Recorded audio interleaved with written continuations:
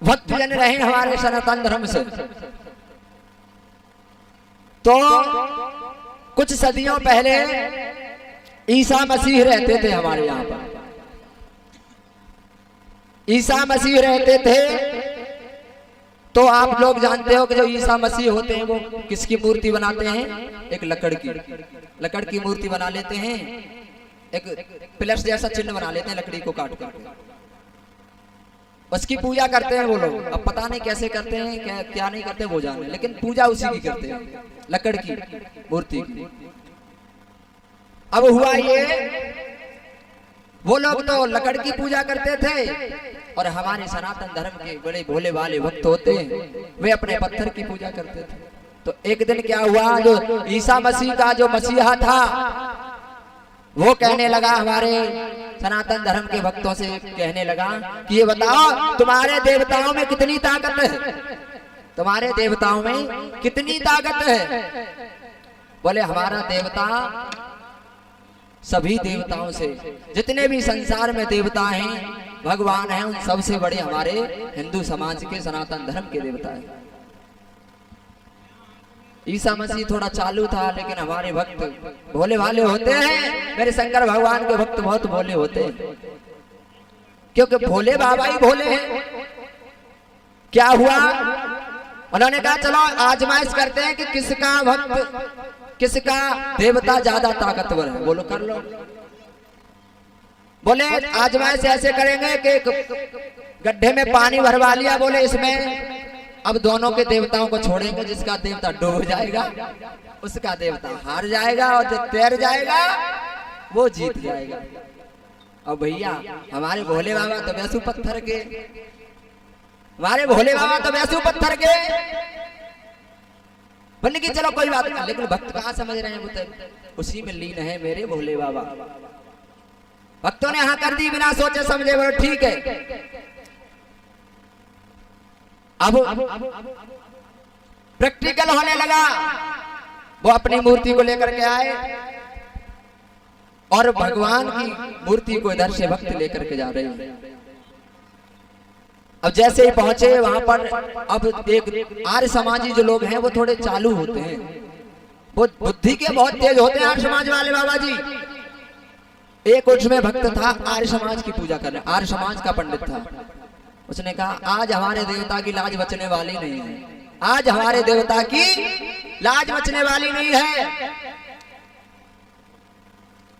उन्होंने क्या किया, जैसे ही मूर्ति को छोड़ना चाहते थे उन्होंने तो अपनी मूर्ति छोड़ दी, लेकिन लकड़ कहाँ डूब रही है पानी में, वो तैरने लगी। अब भक्त अपनी मूर्ति लेकर के जा रहे हैं। अब वो बोले क्या, अब मैं अब अपने देवता को छोड़ रहा हूं भोले बाबा के लिए। उसने कहा रुक जाओ, भोले बाबा को मत छोड़ो, रुक जाओ। बोले क्यों? रुक इसलिए जाओ कि तुम्हारे यहाँ पर पानी में आजमाइश होती है देवता की, लेकिन हमारे यहाँ पानी में नहीं होती है, हमारे यहाँ आगों में होती है। हमारे यहाँ पर आग में प्रैक्टिकल होगा, तब देखना किसका देवता ज्यादा ताकतवर है। अब ईसा मसीह बड़े घबराने लगे, ये तो भाई बहुत बुद्धि का तेज है। बोले हम पानी में नहीं करेंगे। अब आग जलाई गई, कोयला की भभकती हुई आग जलाई गई, और उन्होंने जैसे ही लकड़ी को डाला वो जल गई। थोड़ी देर नहीं हुई जल गई, और जैसे मेरे भोले बाबा भूतनाथ भोले बाबा को डाला, वो पत्थर और भी कड़क हो गया, और भी ज्यादा। लेकिन मेरे भूतनाथ भोले बाबा का कुछ नहीं हुई। बोल शंकर भगवान की। इसलिए ज्ञान का होना अवश्य जरूरी है। जब तक ज्ञान नहीं होगा हमारे लिए कुछ प्राप्त नहीं होगा, और वो ज्ञान हमें सदगुरु से मिलेगा। हमें किसी न किसी सच्चे सदगुरु की शरण में जाना चाहिए। संतन के संग लाग रे, हमारे सनातन धर्म के जो महात्मा होते हैं वो परमात्मा से भी बढ़कर के महात्मा होते हैं। संतन के संग लाग रे, तेरी भी गड़ी बने।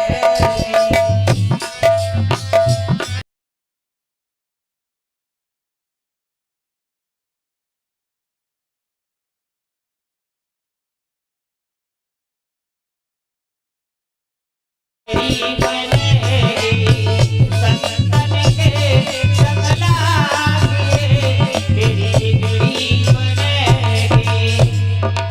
अगर संत भगवानों की शरण में जाओगे तो वो कुछ न कुछ रास्ता अवश्य दिखाएगा। अगर संतों का हमें सहारा मिल गया तो हमें जरूर सच्चे सदगुरु के दर्शन हो जाएंगे, भगवान के दर्शन हो जाएंगे। बिगड़ी बनेगी तेरी बिगड़ी बनेगी, बिगड़ी बनेगी तेरी बिगड़ी बनेगी, बिगड़ी बनेगी तेरी बिगड़ी बनेगी, बिगड़ी बनेगी तेरी बिगड़ी बनेगी। संतन के संग लागे तेरी बिगड़ी बनेगी, संतन के संग लागे तेरी बिगड़ी बनेगी, संतन के संग लागे तेरी बिगड़ी बनेगी। और इस कार्यक्रम को, इस भागवत को सुनने के लिए, लाइव प्रसारण देखने के लिए, सीधा लाइव प्रसारण आ रहा है। अपने फोन में YouTube को खोलें और राज स्टूडियो अक्सौली डालें, तुरंत लाइव प्रसारण चल रहा है। जैसे ठाकुर देव की नंदन की कथा आती है, सीधा लाइव प्रसारण चल रहा है। और YouTube को खोलो, YouTube को सब्सक्राइब करो, कमेंट मारो और लाइक भी करो। राज स्टूडियो अक्सौली, सीधा लाइव प्रसारण चल रहा है। संतन के संग लागे तेरी बिगड़ी बनेगी, संतन के संग लागे तेरी बिगड़ी बनेगी। और भैया एक बात और बता दूं, और बिना गुरु के बिगड़ी उन्हीं की बनेगी जो ताली बजाएगा।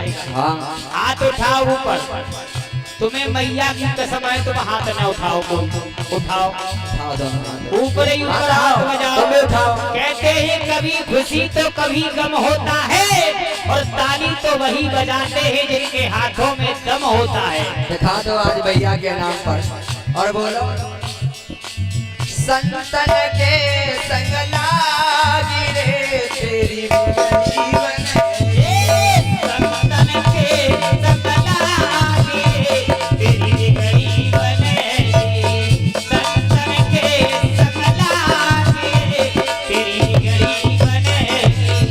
और भाइयों, माताओं, मेरे भागवत के श्रोताओं, आपके लिए एक बात और बताऊं।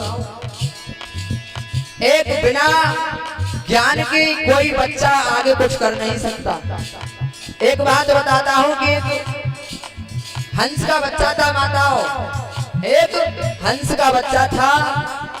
अब बच्चा तो बच्चा है, वो उड़ करके जा रहा था तो वो थक गया, उड़ते उड़ते वो एक कीचड़ में जा गिरा।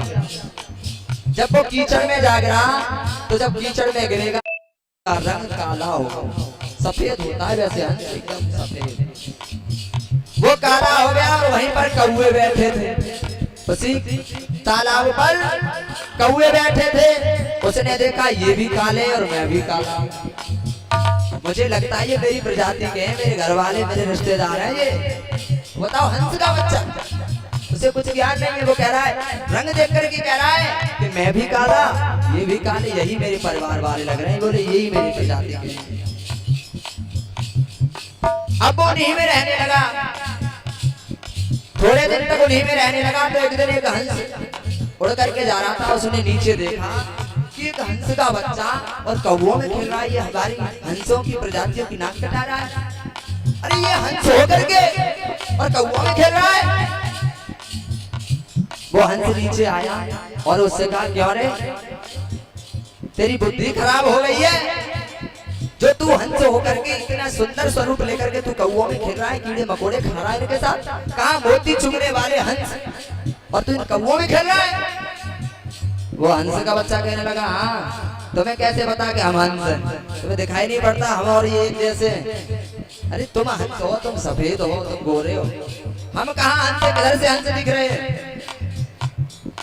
बोले, हंस कहने लगा, इस बच्चे को ज्ञान नहीं उन्होंने कहा अभी हम बताते हैं तुझे, तू हंस है कि कौवा है। उन्होंने उसका पंजा पकड़ा गुस्से में और पंजा पकड़ करके एक साफ तालाब में, अच्छे से तालाब में, अच्छे पानी में, शुद्ध पानी में उसमें जाकर के डुबो दिया।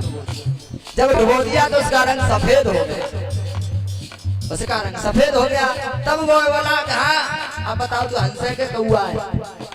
बोले हाँ अब हम मानेंगे, अब हम हंस हैं, अब हम तुम एक जैसे हो गए।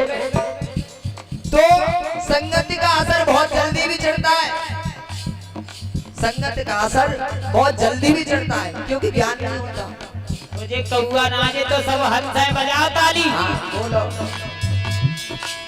कागा से वो हंस बनाते, कागा से वो हंस बनाते। राजेश भैया अगर अच्छे सदगुरु की सेवा में जाओगे तो हमेशा कौवा नहीं रहोगे, तुम भी एक हंस बन जाओगे। कागा से वो हंस बनाते, कागा से वो हंस बनाते। उनकी प्रीति अनुराग रे तेरी बिगड़ी बनेगी। संतन के संग लागे तेरी बिगड़ी बनेगी। संतन के संग लागे तेरी बिगड़ी बनेगी। बिगड़ी बनेगी तेरी बिगड़ी बनेगी। बिगड़ी बनेगी तेरी बिगड़ी बनेगी। संतन के संग लागे तेरी बिगड़ी बनेगी। संतन के संग लागे तेरी बिगड़ी बनेगी। संतन के संग लागे तेरी बिगड़ी बनेगी। संतन के संग लाग रे तेरी बिगड़ी बनेगी। बोलिए सदगुरुदेव भगवान की। तो भागवत से हमें सीख मिलती है कि जब तक हम अच्छे सदगुरु की शरण में नहीं जाएंगे हमें ज्ञान प्राप्त होने वाला नहीं है। और जब तक ज्ञान नहीं मिलेगा तब तक वैराग्य नहीं होंगे, और जब वैराग्य होंगे ही नहीं तो तरण हमारा होने वाला नहीं है। क्योंकि यही भागवत है, वहां से भक्ति करोगे तो ज्ञान होगा, ज्ञान होगा तो वैराग्य होगे, वैराग्य हो जाओगे तो तरण हो जाएगा तुम्हारा। इसी से यही भागवत कहती है।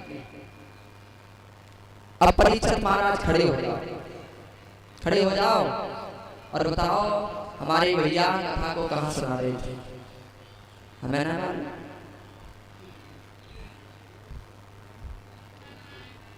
नहीं मालूम।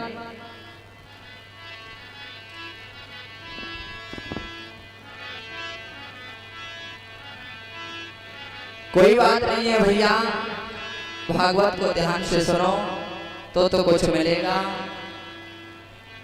अन्यथा इस जीवन में कुछ मिलने वाला नहीं है।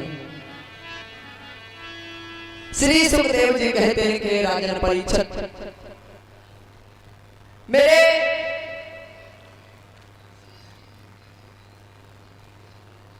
बाल योगी भगवान कन्हैया जन्म लेने के बाद में यशोदा मैया नंद बाबा के यहाँ पर पलते रहे।